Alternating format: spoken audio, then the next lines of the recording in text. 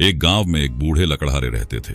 उनके 3 बेटे थे जो अक्सर आपस में झगड़ते रहते थे। बूढ़े आदमी ने सोचा, मेरी मृत्यु के बाद अगर ये इसी तरह झगड़ते रहे तो ये साथ में जीवन नहीं बिता पाएंगे। इस समस्या का समाधान करने के लिए उन्होंने एक योजना बनाई। एक दिन उन्होंने अपने तीनों बेटों को बुलाया और कहा, मैं बीमार हूं और तुम्हारे लिए एक छोटी सी परीक्षा रखी है। बेटों ने पूछा, किस तरह की परीक्षा पिताजी?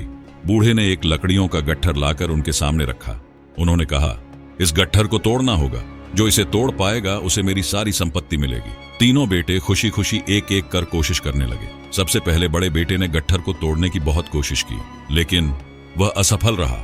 उसने निराश होकर कहा, यह तो असंभव है। फिर मंझले बेटे ने कोशिश की। काफी मेहनत के बाद भी वह इसे नहीं तोड़ सका। आखिर में छोटे बेटे ने कोशिश की, लेकिन नतीजा वही रहा।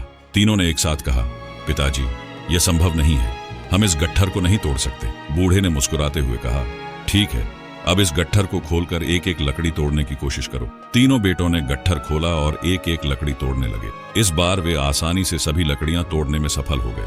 तब बूढ़े ने कहा, देखा, जब लकड़ियां एक साथ बंधी थीं तो उन्हें तोड़ना मुश्किल था, लेकिन जब वे अलग अलग थीं तो आसानी से टूट गई। जीवन में भी यही बात लागू होती है। अगर तुम झगड़कर अलग हो गए तो दूसरे तुम्हें आसानी से हरा देंगे, लेकिन साथ रहोगे तो तुम्हें कोई नहीं हरा सकता। तीनों बेटों ने शर्म से सिर झुका लिया और कहा, पिताजी, हमें समझ में आ गया, अब हम कभी झगड़ा नहीं करेंगे और हमेशा साथ रहेंगे। उस दिन से तीनों भाई मिलजुल कर रहने लगे। यह घटना गांव वालों के लिए भी एक बड़ी शिक्षा बन गई। एकता हमारे जीवन की सबसे बड़ी ताकत है। अगर हम साथ रहते हैं तो कोई ताकत हमें हरा नहीं सकती।